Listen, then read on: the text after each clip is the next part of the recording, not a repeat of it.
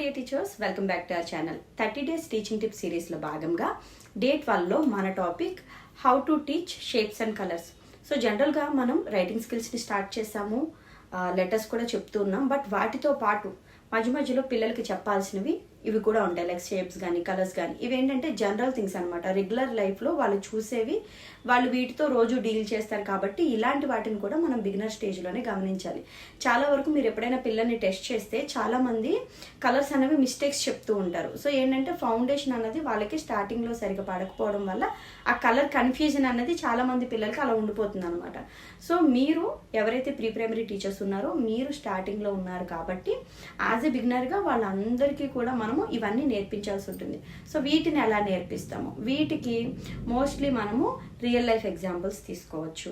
వాళ్ళు daily use చేసే things ద్వారా కానీ, మనం చార్ట్స్ ప్రిపేర్ చేయడం కానీ, లేదంటే రైమ్స్ అండ్ స్టోరీస్ ద్వారా కానీ, ఇప్పుడు కలర్స్ మీద కానీ షేప్స్ మీద కానీ చాలా రైమ్స్ అవైలబుల్గా ఉంటాయి మనకి. సో వాటిని ఇంక్లూడ్ చేసుకొని మనం షేప్స్ అనేవి వాటికి చెప్పచ్చు. ఇంకా ఈజియెస్ట్ వేలో చెప్పాలంటే try to conduct shapes week, try to conduct colours week. వీటి వల్ల ఏంటంటే రోజుకొక కలర్ చెప్పండి.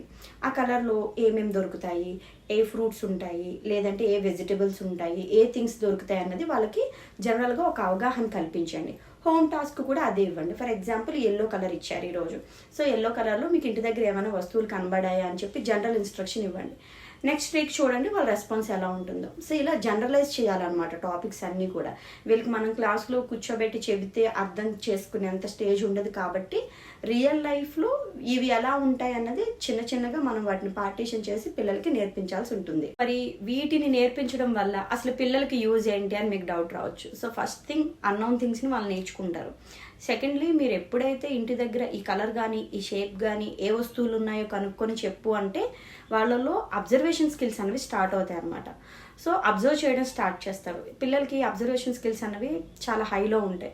సో మీరు కరెక్ట్గా రైట్ వేలో వాటిని యూజ్ చేసుకుంటే పిల్లలు చక్కగా ఆన్సర్స్ చేస్తారు. వాటితో పాటుగా వాళ్ళలో క్రియేటివ్ లెవెల్స్ అనేవి పెరుగుతూ ఉంటాయి. సో ఆలోచిస్తారు, క్రియేటివ్గా ఉంటారు, అలాగే వాళ్ళ వెకాబులరీ అన్నది ఇంప్రూవ్ అవుతుంది.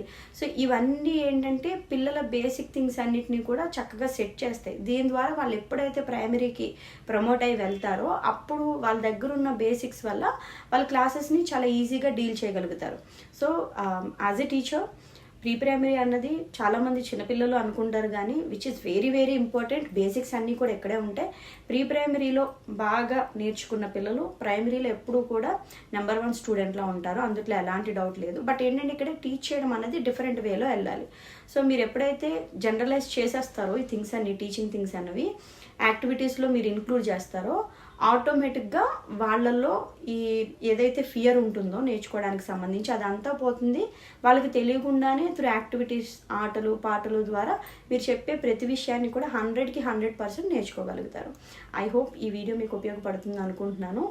డే 13 వీడియోలో మళ్ళీ కలుద్దాం. Thank you.